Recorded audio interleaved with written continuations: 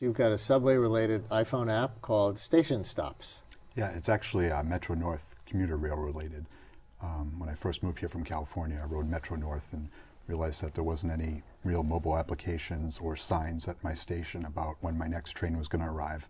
And I said, well, this would be really trivial to make a small application for iPhone users so they know that right on the platform. Sorry, I stand corrected. It's not subways, it's Metro North. Yes. Okay, and in fact, we can see now a little video demonstration of how StationStops works.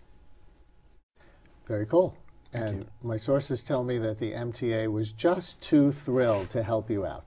Well, actually, they called me up when the app first came out, and they said, we have a licensing program for developers like you, and we'd like to sell you the source data in return for a royalty. And I said, actually, that sounds like a really good idea because I do a lot of data entry, which is laborious.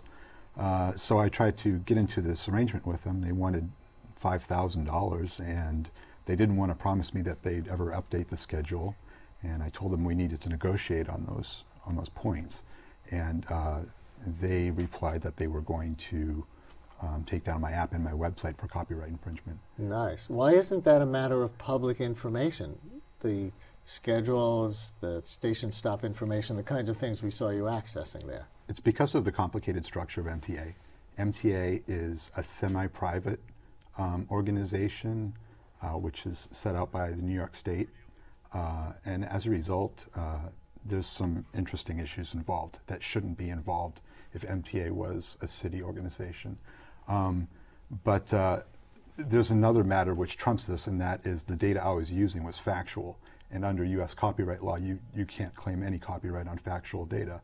And this was something that either the MTA wasn't aware of or misrepresented. So that's how it ended up? You just went ahead on your own with this factual data and created the app without buying any royalty or buying any rights from them or entering into any arrangement with them? Correct, yes. So are you, as a developer, looking to mine this data and develop some more apps? Well, I've looked at the big apps data, and it's a little rough to navigate. There's a lot of policy and government issues there that I'm not familiar with.